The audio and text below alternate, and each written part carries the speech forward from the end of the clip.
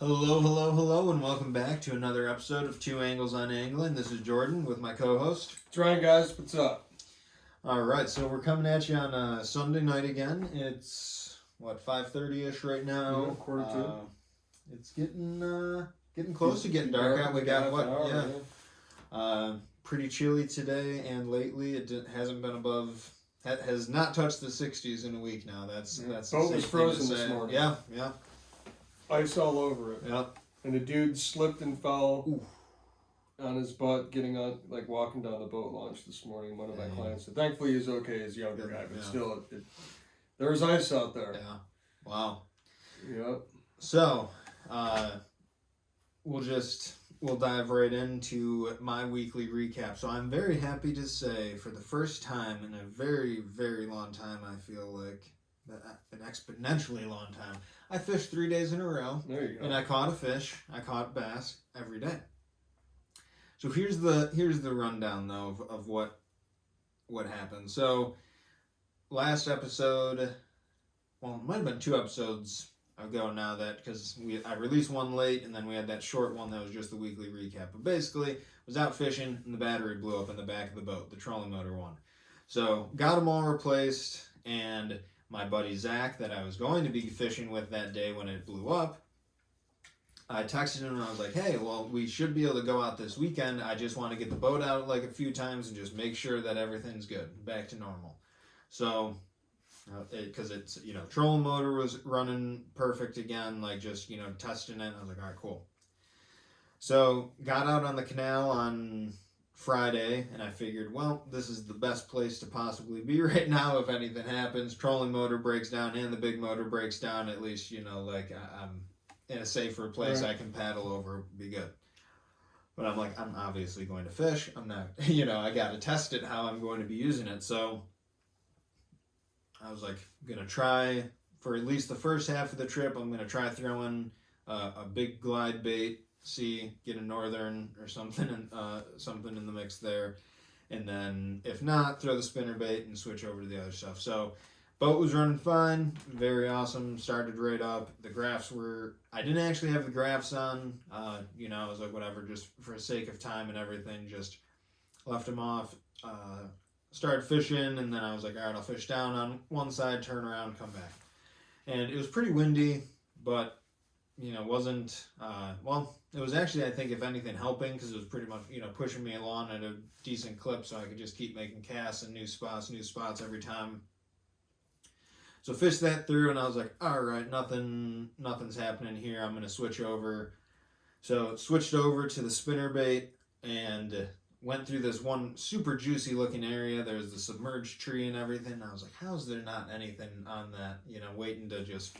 But water was a little staying still, so get over to this one slip, and I have no idea what it was about this one slip in particularly, but there was caught a largemouth right off of it right away. I was like, all right, sweet. Had another one hit it, and I was like, all right, boom, cast back in again, caught one, had another one hit it. So there was a bunch of fish in this one spot. So this is on the river?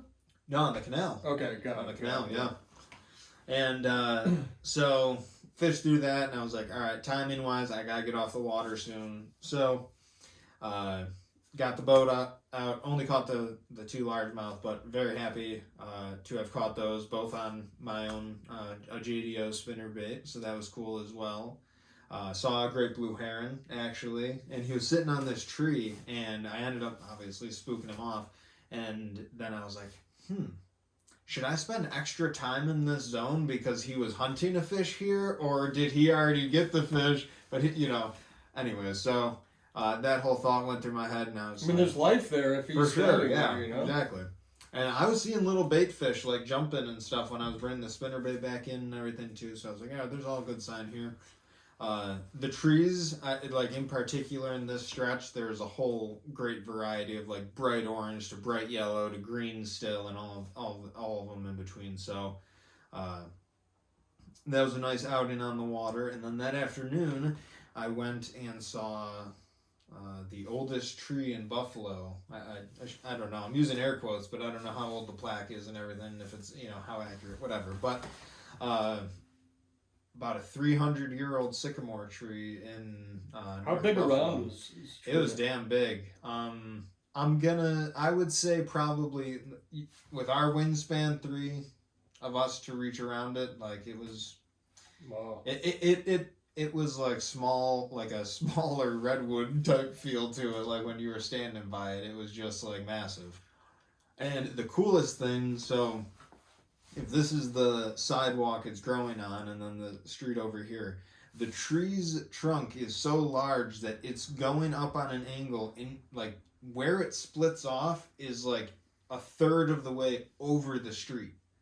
So like the branches coming off of it are absolutely massive. They're like the size of most trees that you see, and it just it like envelopes, like takes over this whole part of the street. It's huge. Really? Yeah, it's huge.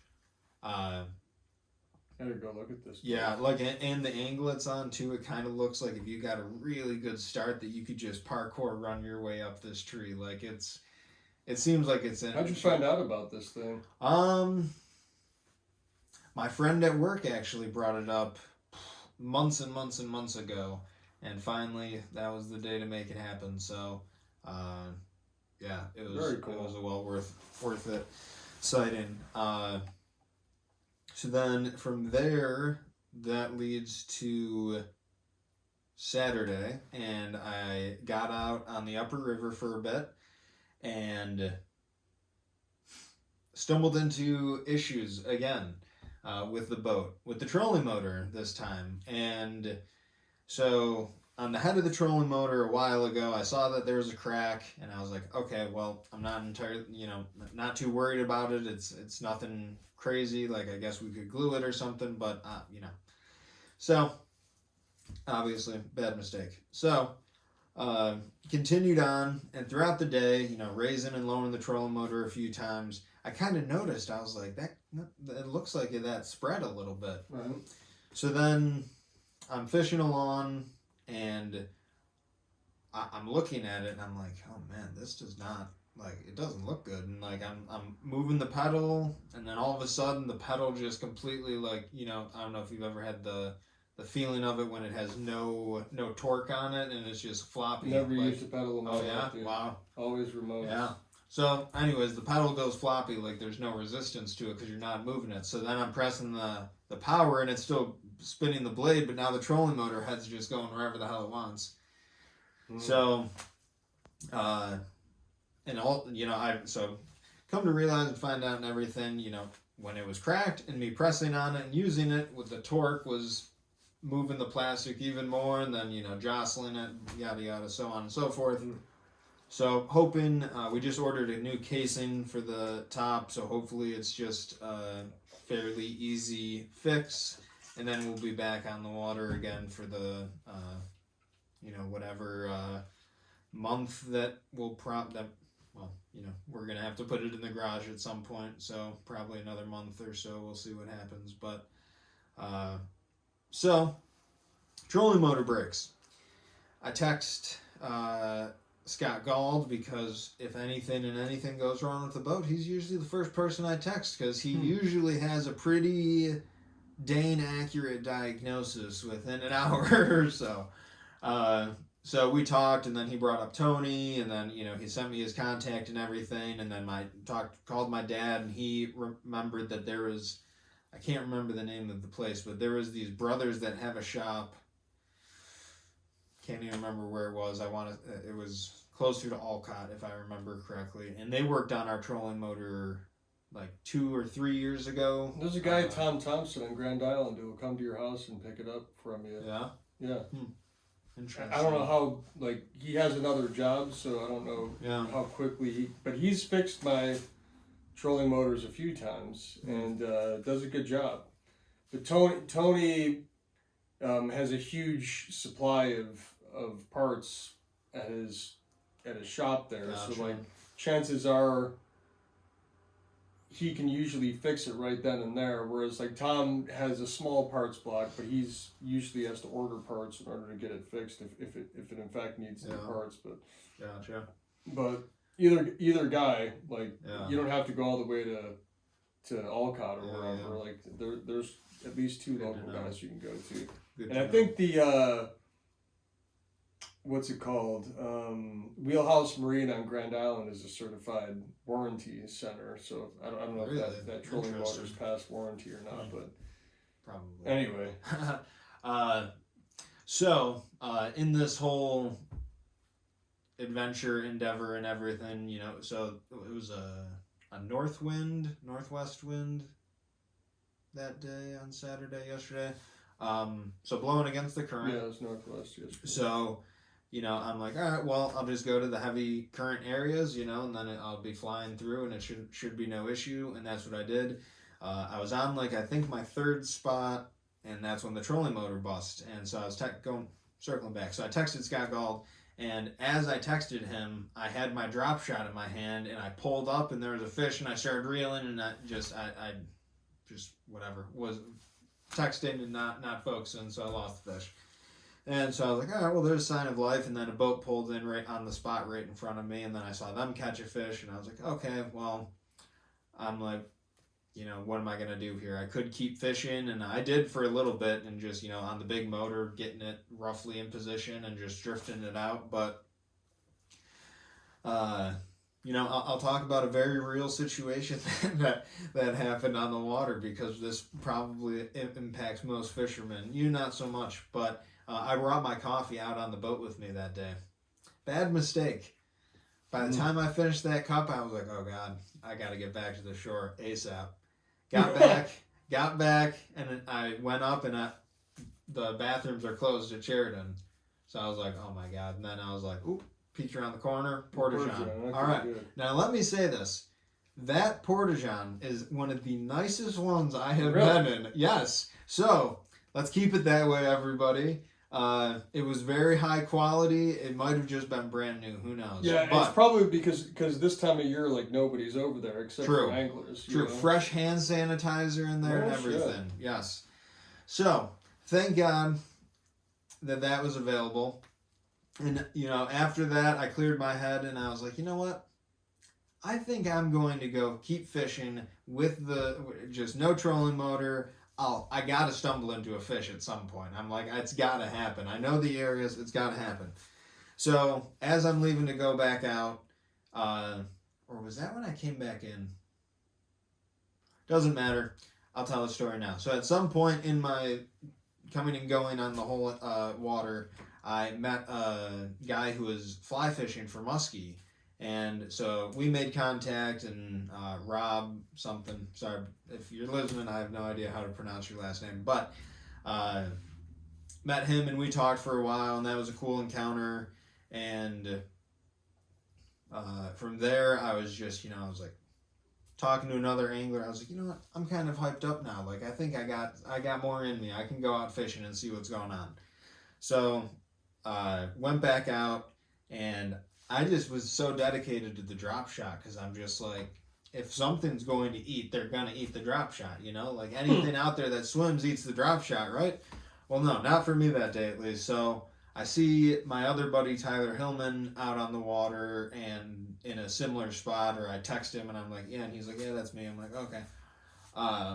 So I was just doing these weird, awkward, short drifts, going from 20 to 14 or 20 to 8 foot of water, just like because, without the trolling motor, it was very hard to dictate anything. Then finally I'm like, all right, I did tie on the crankbait for a reason. So I've got to throw it around a bit. And most casts, it was coming back with grass, but then I got slapped at one point, and I was like, oh, thank God, came back with a scale, and I'm like, all right, sweet, something was willing to hit it. And then shortly after, caught my first smallmouth in what seems like absolute freaking ages now. On the crankbait too, which was fun. He ate it right from underneath the boat too, so that's always fun when that happens, because it's just the hardest fight, because like they've got pure aggression and just dogging you right below the boat. So that was a fun little excursion. And then part of me was like, should I just go keep drifting these areas and without the trolling motor and see what happens, or do I owe it to myself to have to, do I get off the water now, make calls, and see what I got to do to get the trolling motor fixed? And I probably could have gotten it fixed in time for today.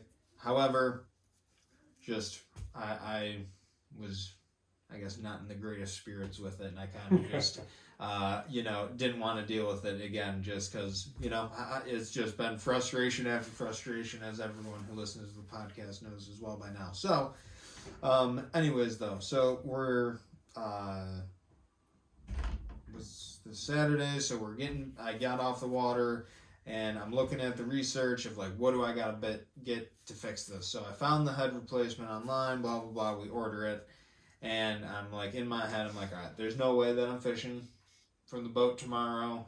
My buddy Tyler Cooney, you're listening, what's up, bro?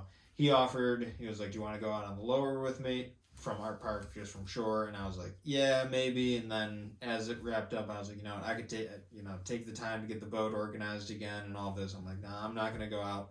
I'm going to stay back and get all that stuff organized. So he ended up catching a lake trout. Congratulations.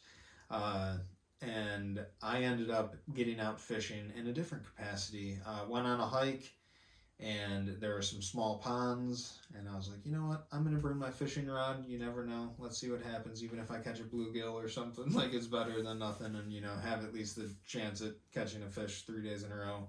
And third cast on this spot, I did like the standard, just like boom, boom, boom. And on this angle, I was like, ooh, this feels good. Like, this is a nice shallow cast right now. And at first I was like, oh, I caught a leaf. I'm like, what the hell? Like, and I'm pulling on it. And then I'm like, oh shit, it's a fish. So I reeled it out, and it was a little largemouth, but it had super nice,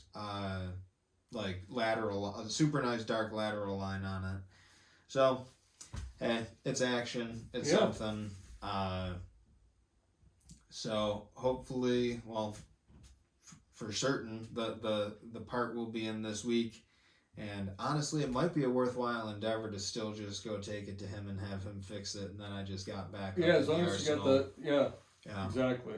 Because I've done that so many times, dude. Because one, like, that's why I have 2 trolling motors. Yeah. And I have every part, like, so with my last 2 Warriors, the Bennett trim tab control, they call it a integrated helm control, but it's how you control your trim tabs. I've had 2 of those things break. Like, they just short out, and then but I think there was a warranty recall on them years ago, and maybe Warrior has just a bunch of them, and they were in their older boats, and they're not their new ones. But I've had both of those I've had replaced, but you can buy them on Amazon for like $150 or something like that. So I would buy them because they'd be in like next day. Yeah. And then I would call Bennett and send them the broken one for a warranty claim. Yeah, and they would send me a new one too. So I spent the money on a new one, but now I have an additional one. So, that when it broke more recently, because something happened over the winter where it froze and something happened to it, I had one on hand that I could just put in there without having to deal with the whole warranty process. Same thing with my seats, etc. Just something to think about. Yeah, for sure. So I need to, like, the itch is ever strong now that I've caught fish 3 days in a row. I'm already like, okay, do I go out immediately after work tomorrow as well to Art Park, which I probably will. 'Tis the season. I mean, for the lower Niagara. I mean, the lower Niagara, I've been.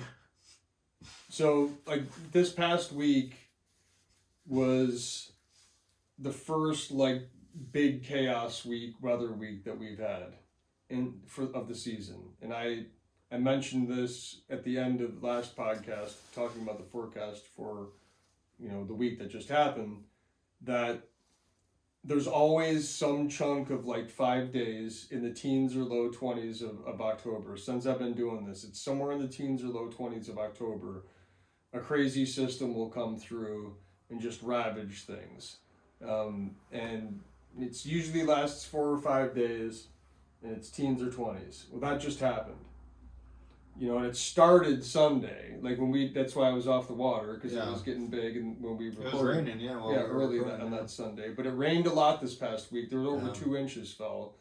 And then starting Sunday and then Monday, small craft advisory, Monday, Tuesday, Wednesday, and Thursday. Friday was the first day that there wasn't a small craft advisory. So we had huge winds either from the southwest, the west, or the northwest for like 4 or 5 straight days.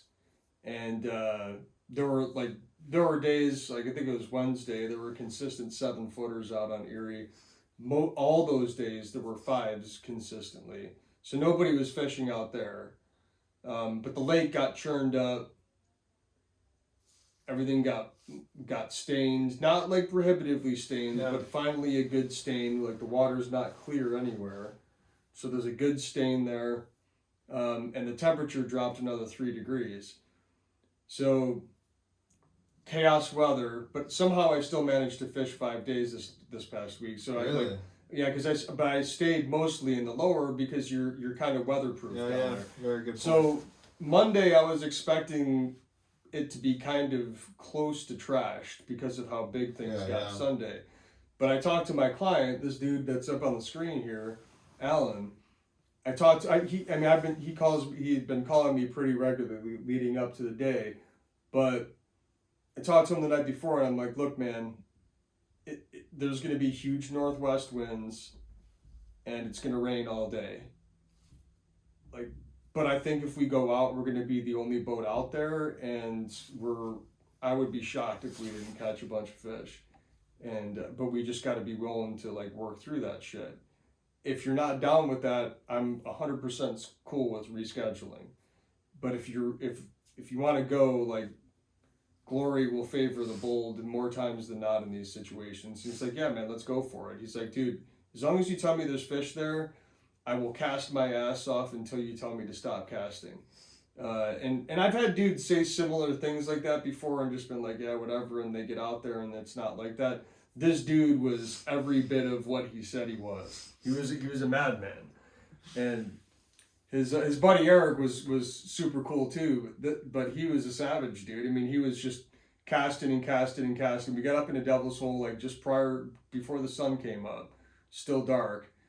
They got walleyes right away, and then he ended up getting that king, and that's all he wanted. Like, he just wanted to catch one king, and I'm like, so we stayed up there a little bit longer until the water came up and caught a couple more walleyes, and I'm like, look, if you want to do something crazy, we won't be able to fish the river, because the northwest is just so big that it stalls the current out everywhere. But I'm like, we could go out to Lake Ontario. He's like, wouldn't it be huge out there? And I'm like, yeah, it's going to be huge. But like, we're not going to go way out. Like, we're just going to go, we're going to go inside the fort. So what happens is, and I probably shouldn't be saying this, but if you try this and you're crazy, good for you. So I'm not giving away any secrets because nobody else I've ever seen do this. I'm always the only guy out there for it. And that's fine. Somebody can try. Like, try if you're bold enough. When you have a northwest wind, the current of the Niagara is pushing straight to the north, right? So and that's a fast current. I mean, that's all 4 Great Lakes coming through there. Yeah. So it's big. It's 90 feet deep in the center. It's just this heavy dump of water. And so when the wind comes across, that current stops waves.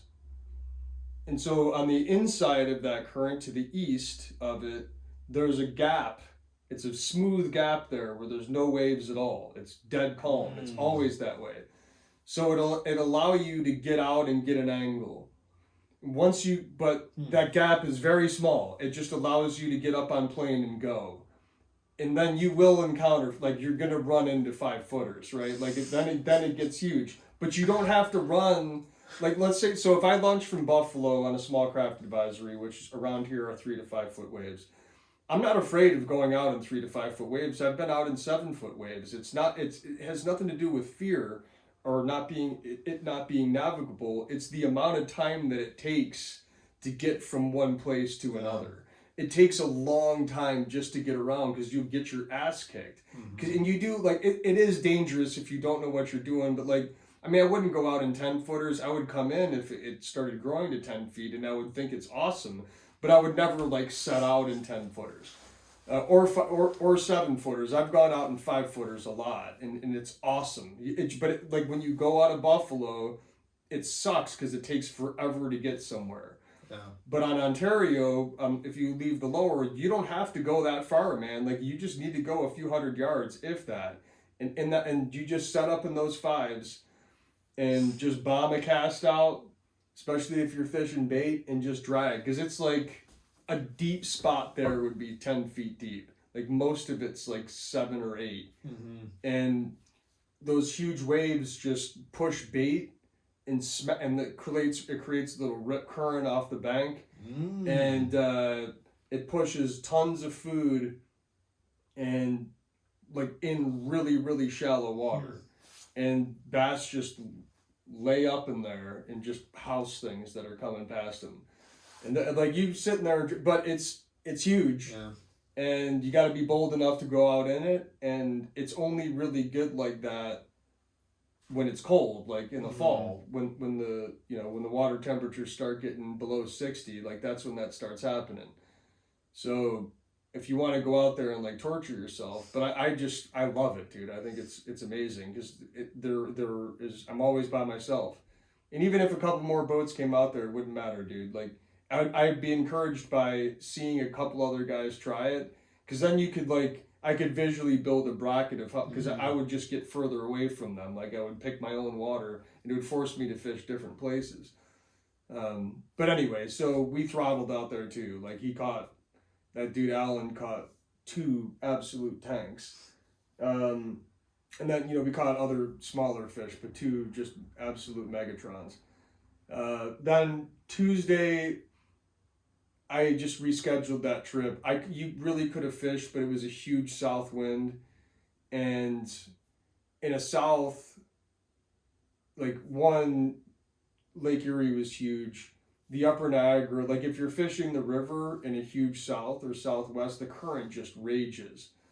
Like we're talking gusts into the upper 30s, like that, the current just flies, so you don't have any boat control. You can't hover in a strike zone all that well. Like you can still catch fish for sure, but the client that I had scheduled for Tuesday, she's awesome, and I didn't want to be like, look, let's just grind this out. I had a day open up in November that I got her into, and so I just took the day off and went to the gym on a Wednesday, and I planned some badass vacations that I'll talk about in a future podcast. Yes. Wednesday, I drove to Douglas headquarters in Phoenix, New York, with my buddy Mike. They sent me a couple demo rods that I brought back. And I just wanted to go to the warehouse, one, so I didn't have to ship it back to him. I figured, screw it, I got the day off. If you guys are around, I'll come out and test a couple other rods while I'm there, and I need to buy some anyway, so I'll save myself.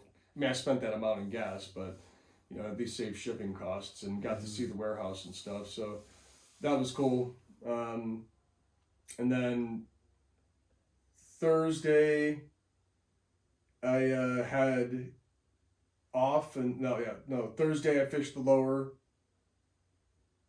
caught a ton of bass and some walleyes. Water was very stained, still didn't matter. It was another northwest wind day, so I did the same thing. We just didn't catch a king, but we caught walleyes and we caught big smallmouth. Didn't really spend any time on the river. That was a half-day trip. Friday was another half-day trip, did the same thing down there. Saturday, same thing. Less wind, clearer water. Yesterday was nice, so of course there were a shitload of Canadians out, and some Americans. Already, there's browns, a handful of browns being caught, a handful of Lakers being caught. The dudes fishing from the shore are definitely catching more Lakers than the dudes from the boat, but that's going to change. Probably starting tomorrow, because the water's been stained enough to where when the water's stained, bank dudes do really well. The fish tend to push closer to the bank when the water's stained because they can't see as much, so that it just keeps them oriented, makes them feel secure. And when that happens, they're just lined right up, and the bank guys can just send floats right through them, and the bank dudes do really well. But when the water gets clear, like it is now, and it's starting to clear up, like the boat guys are going to start hammering. I haven't caught any Lakers yet, but I haven't spent much time targeting them. I popped a couple browns this past week, and that was it. That's probably my last king that I'll boat. Like, I'm going to try again tomorrow for them, but I was up there all those days other than Monday casting crankbaits and didn't touch a king on any of those days. Whereas like all the days before that, I would at least make contact with one and usually land at least one. So I think the kings in the river are pretty close to being done. Like I will probably touch another one this upcoming week, but I'm not. It's not going to be consistent anymore. But that Laker bite will start turning on any day now, and the browns are already getting caught. Not tons of them, but they're getting caught. And so today, though, I finally was able to get out to Erie, and much to my dismay, there were a lot of Canadians out there. One other American boat. And, I went out there today to avoid that, and so we caught a couple huge fish immediately, but we didn't have much wind, and it got like it was weird. We hit those two fish right away, and then it got kind of grindy, just a pick here, a pick there, and then I just was like, dude, I can't stand all these boats around. I came out here to avoid this, and this is not where I want to be. So I just said to the guys, like, look, let's get out of here. Like, we could stay here. There's a ton of fish around.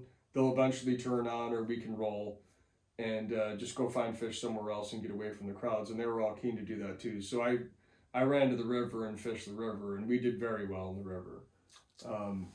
And we cast crankbaits for a bit and caught fish. The weedage was not like, so the water column was not full of weeds. Like what I was encountering, because I fished like huge chunks of East River, I would hit like batches of like when I was fishing near Grand Island, because of those east winds, it was just pushing it towards the island. So I would encounter like an occasional mat here and there, but it wasn't like super problematic. Yeah. And it definitely wasn't like running on my line. We would just get in, like a batch would blow over, and like dudes would just reel up and like fucking drop back down on the other side of it. But it wasn't like the water column was full of it where you could just feel it like filling your line up. So I think like, another week or so, and most of that stuff's gonna be out of there. So that was encouraging too. This upcoming week, so you said this we said this at the beginning of the podcast. It got super cold last night. Like, that's the first super cold night. Like, my boat was straight up iced up. That dude fell. Like, there was ice. And the same thing is probably going to happen tonight. It's bluebird skies and no wind. So like all this heat's just going to dump out again. And we like for the next 3 days or 4 days, it's supposed to be just like this. Like next to bluebird skies, barely any wind, and it's gonna be freaking cold, man. Like we're gonna start feeling it. Like most of the leaves will get like, I think a peak foliage will be this week. Probably. Yeah, I mean we're probably kind of there. Like the wind. That was the problem with the wind, is it just knocked so many leaves down. But we're probably like right there. Like if not, maybe some neighborhoods we've passed it already because of the wind. But like we were talking about before the podcast, like there's still a lot of green trees around here.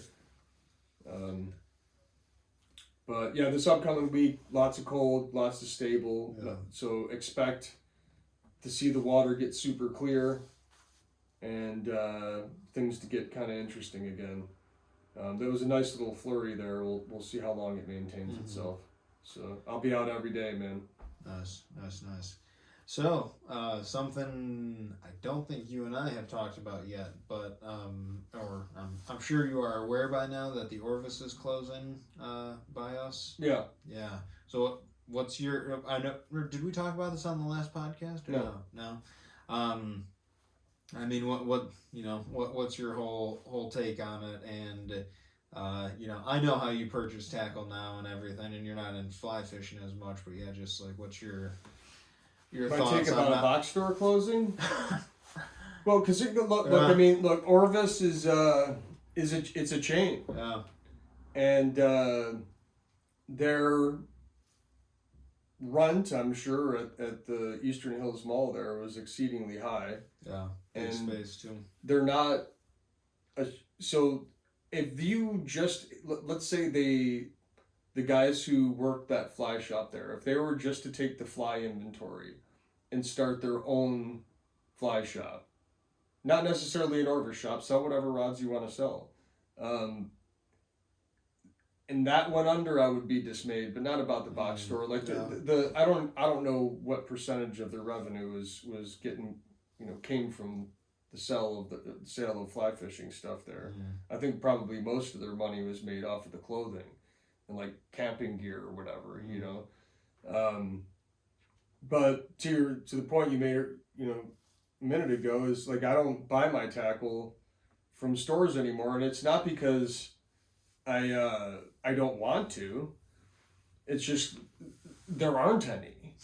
Yeah. Like Steve at Captain Bob's, like I bought a lot of stuff from him.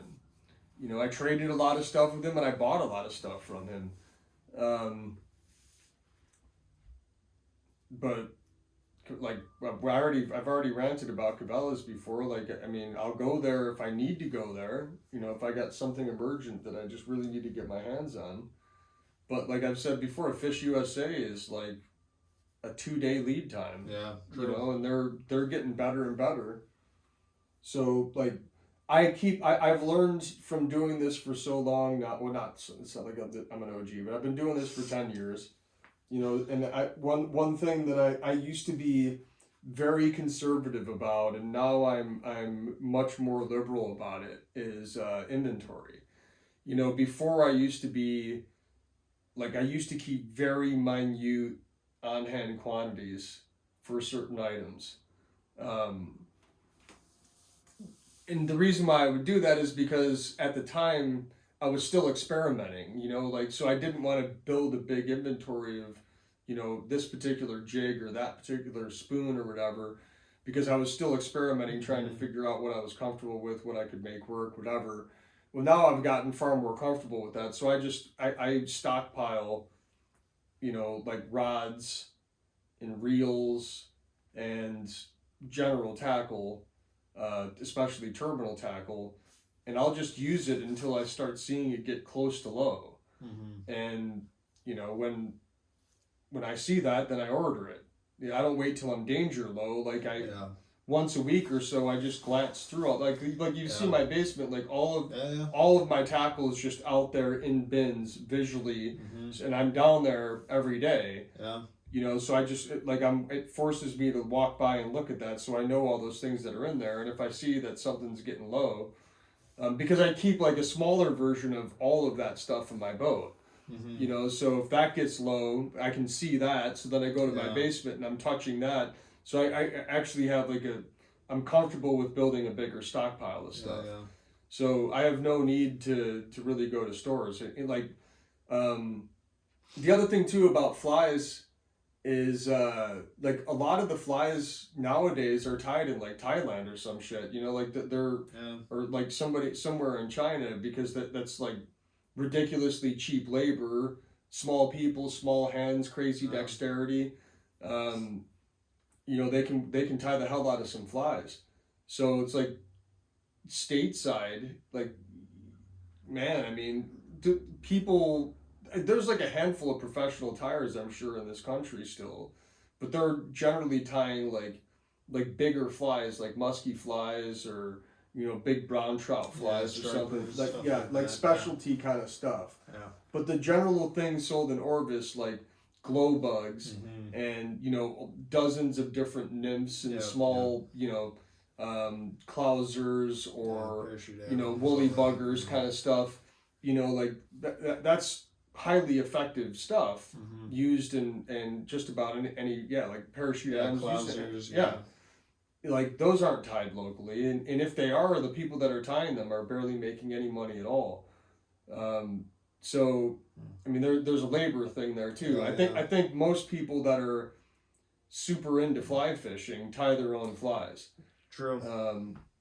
Which that just shows my level of dedication to it. Like I when I got it, I was like super obsessed with it, but I never got to the point. Like I fished dozens and dozens and dozens of states and provinces and countries fly fishing, but I always looked at it as I just want to get good at I want to get proficient and catch. By proficiency is measured by amount of ground covered, different presentations, different species of fish caught, different tackle from 2 weights to tenkara rods all the way up to 12 weights to 14-inch flies.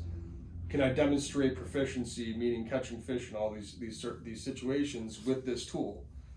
And once I was able to do that, I'm like, okay, now I need to go back to using every tool that I can use. I haven't figured this one out, but I've gotten because I can't sit there and use a bunch of different things all the time because I don't feel like I'm getting particularly good at one of them.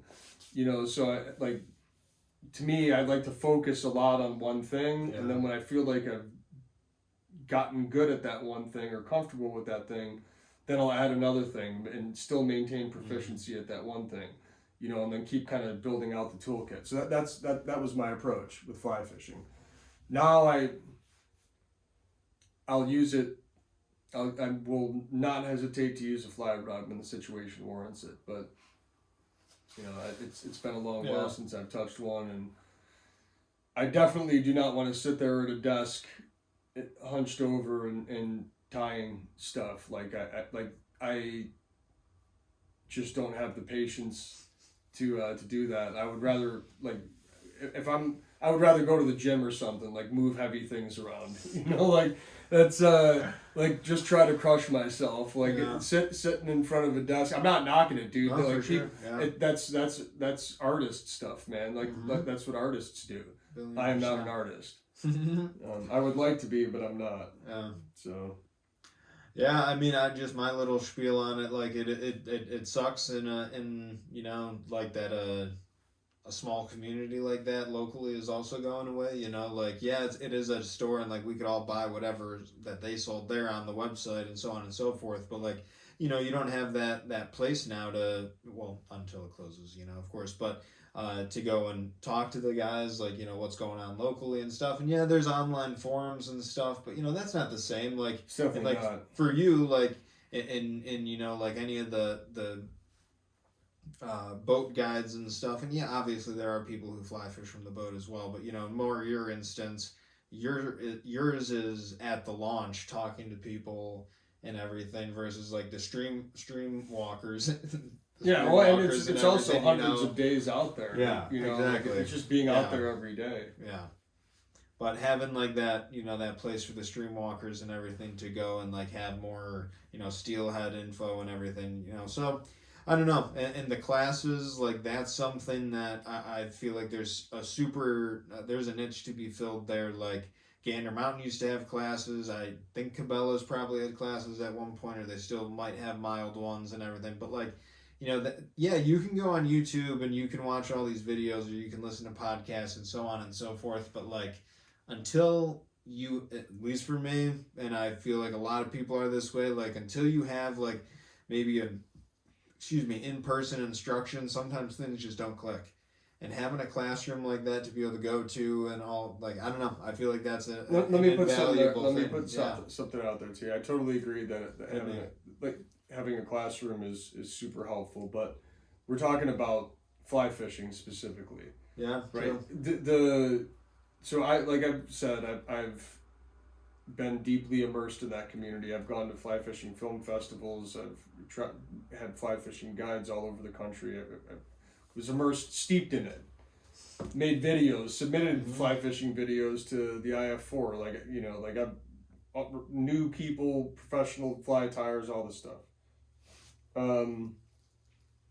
The one thing about that community is it's exclusive, right? Like there's an attitude about it. Like there's like, well, I started saying it, so I'll just finish. There's a snobbishness to it. I don't know if that's the right word, but it's what popped into my head. But that community perceives itself to be exclusive. They perceive themselves to be doing something that's more difficult, or and I've already ranted about these words. But so you're taking what is an angling community, which is, there's a lot of people that fish at different levels, right? But that's still a super small percentage of the population, right? Of the overall population of humans on this planet. A small percentage of them fish, very small, especially in this country. So then within that angling community, you have another community, the fly anglers, who are saying, we have our own thing, right? So you took a small group and made it even smaller, which is what a lot of humans do, right? Humans tend to want to form smaller tribes for identity reasons, for whatever. Well, you can't survive as a business if you start excluding people. You know, like if your intent is to form a small niche community, you can't. It's very difficult to stay in business because you have to try to bring people into your crew instead of expand what the definition of your crew is, and maybe you could have more people. You know, it's always blown my mind that fly anglers want to be separate. Like, they identify themselves as fly anglers. When there is a fishing expo, there's a fly fishing section of the expo. It's like, why aren't you totally intermingled with the rest of the angling community? Why does it have to be something different? You know, it is a tool in the toolkit. So I think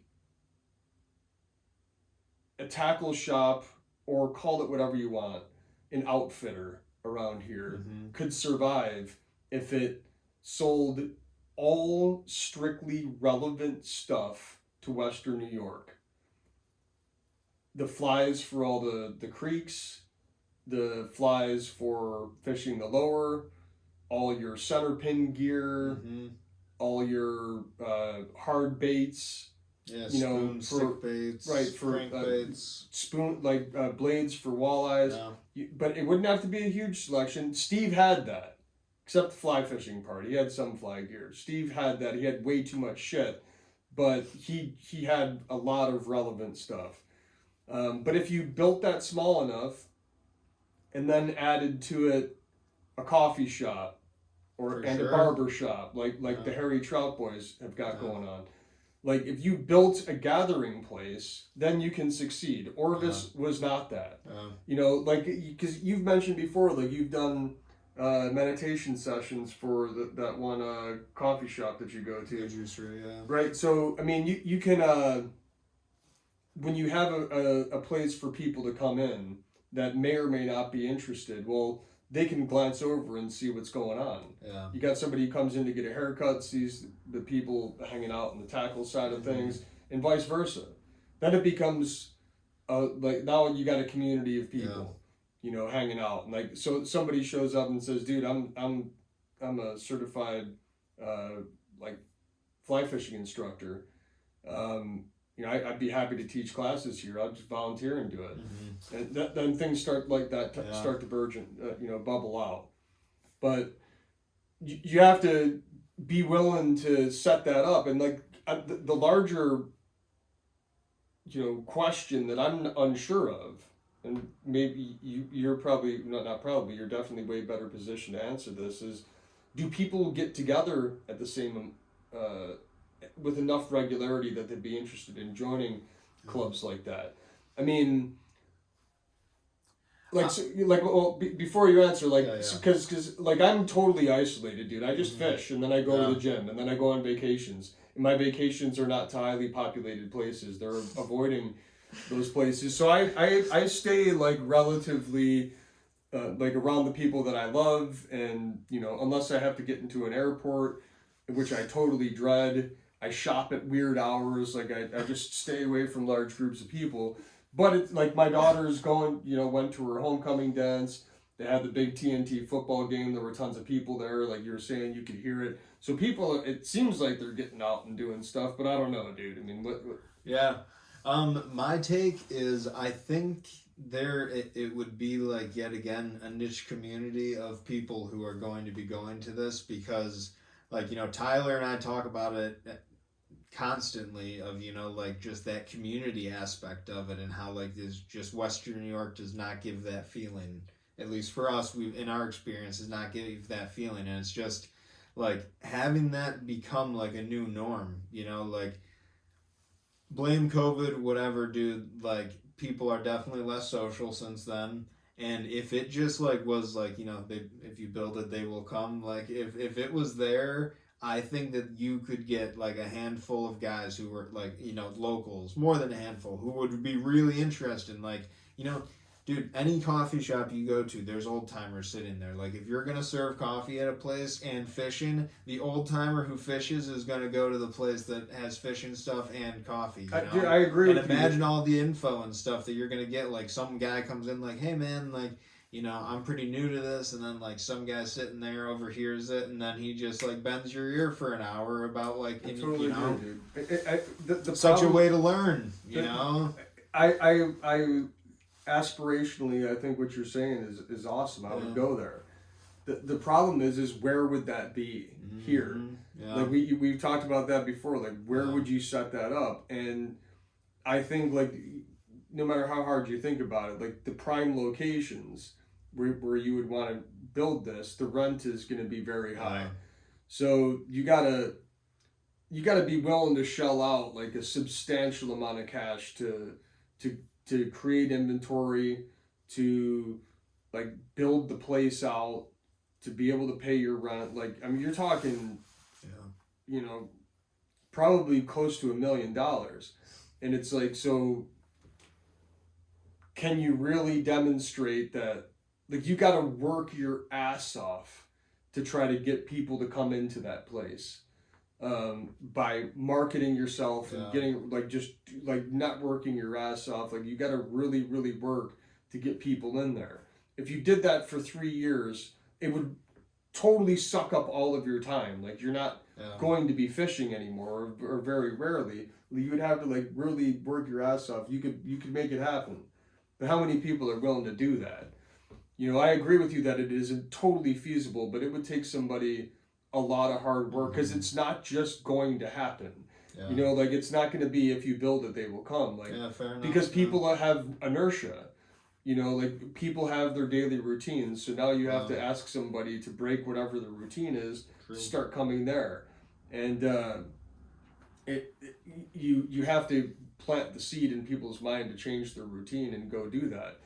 And you got to talk to a lot of people to get only a handful of them to convert to come in. But 3 to 5 years, if you could survive that long, I think you would probably start making good money. But that's why you don't see it happening, because a lot of people are like, instead of taking $1 million and investing it in this business, I'm just going to keep my $1 million and go on vacations with it and do whatever. Like or just, I'm not going to take out a huge ass loan. I mean, our society, unfortunately, is like pushing away from retail, from those possibilities of daily random encounters with people. We've gotten away, we've pushed away from it radically, and I just don't see how it comes back. But anyway, good rant. Yep. All right.